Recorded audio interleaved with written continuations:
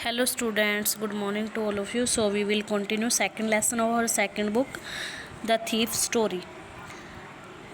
I went back to the bazaar और मैं वापस बाज़ार में चला गया and set down in the shelter of the clock tower. और मैं 1 घंटे तक घर के नीचे जो मतलब कि आश्रय स्थल था वहाँ पे बैठा रहा। द क्लॉक शोड मिडनाइट और घड़ी में मध्य रात्रि का टाइम उस टाइम शो हो रहा था। घड़ी में मतलब कि आधी रात उस टाइम में हो रही थी। I felt for the notes और मैंने नोटों को छुआ। दे वर डैम्प फ्रॉम द रेन और वे वर्षा के कारण क्या हो चुके थे, गीले हो चुके थे। अनिल्स मनी अनिल का जो धन था वो गीला हो चुका था। In the morning he would probably have given me 2 or 3 rupees to go to the cinema. और शायद सुबह होने पर वह मुझे सिनेमा जाने के लिए 2 या 3 रुपये दे देता। But now I had it all लेकिन मेरे पास यह सारा धन है। I couldn't cook his meals, run to the bazaar और learn to write whole sentences any more. और मैं उसका भोजन नहीं पका सका, भागकर बाजार न जा सका और न ही पूरे वाक्य लिखना मैं सीख सका। I had forgotten about them in the excitement of the theft। और चोरी की उत्तेजना में मैं इन चीज़ों के बारे में सब कुछ भूल चुका था। यानी कि मैं इतना चोरी करने में बिज़ी हो गया था कि मैं सब कुछ भूल चुका था, ये सब बातें भूल चुका था। Whole sentences I knew would one day bring me more than a few 100 rupees. यानी कि मैं जानता था कि पूरे वाक्य मुझे किसी दिन कुछ 100 रुपयों से अधिक धन कमाने के लिए मेरी हेल्प कर सकते हैं, यानी कि मुझे धन ला सकते हैं। यदि मैं ये सब कुछ सीख लेता हूँ तो मैं पैसे कमाने के लायक हो जाऊँगा।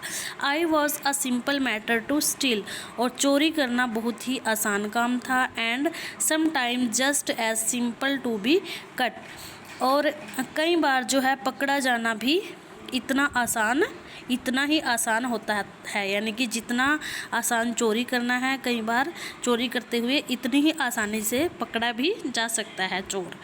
But to be a really big man, परंतु वास्तव में एक बड़ा आदमी बनने, a clever and respected man was something else. यानी कि एक बड़ा आदमी बनने, एक चतुर और चालाक और इज्जतदार आदमी बनने के लिए कुछ और चाहिए था। यानी कि मुझे कुछ और करना चाहिए था।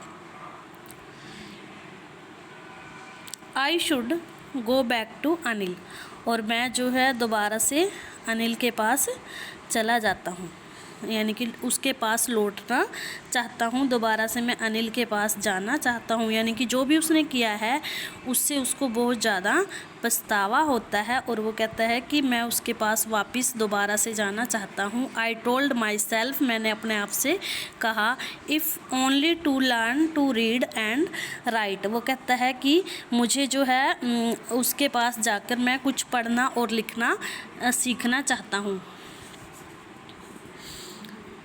आई hurried back to the room feeling very nervous. और जब मैं वापस रूम में गया तो मैं बहुत ज़्यादा नर्वस हो गया, घबरा गया। For it is much easier to steal something than to return it undetected. कहता है कि क्योंकि पैसा चुराना बहुत आसान होता है मगर उसे चुपचाप वापस रखना बहुत ज़्यादा मुश्किल होता है। I open the door quietly और मैंने चुपके से दरवाज़ा खोला। Then stood in the doorway और फिर मैंने दरवाजे की तरफ यानी कि देखा दरवाजे की तरफ। इन क्लाउडेड मूनलाइट और रास्ते में जो है चांद की रोशनी में वो खड़ा हो जाता है। अनिल वॉज स्टिल एस्लीप और अभी भी अनिल जो है सोया हुआ था। यानी कि वो सो रहा था उस टाइम तक जब वो वापस दोबारा से उसके घर में आ जाता है और वो पैसे रखने की भी कोशिश करता है। I crept to the head of the bed and my hand came up with the notes. और फिर मैं जो बिस्तर के जो सिरहाना होता है उसकी तरफ चुपके से गया और हाथ में मैंने नोट पकड़े। यानी कि वो चुपके से जाके उसके बिस्तर के सराहने पे खड़ा हो जाता है और वो अपने हाथ में नोट पकड़े हुए था। I felt his breath on my hand, और फिर मैंने अपने जो है हाथ से उसकी सांसों को देखा, महसूस किया। I remained still for a minute, और मैं जो एक क्षण के लिए बिल्कुल शांत रहा। Then my hand found the edge of the mattress and slipped under it with the notes. यानी कि तब मेरे हाथों से गद्दे के कोने को मैंने ढूंढने की कोशिश की और उसके नीचे मैंने नोट खिसका दिए, उसके नीचे चुपके से मैंने नोटों को रख दिया। I awoke late next morning to find that Anil had already made the tea. और अगली प्रत्यय जो है मैं देर से उठा और मैंने देखा कि अनिल पहले ही चाय बना चुका था।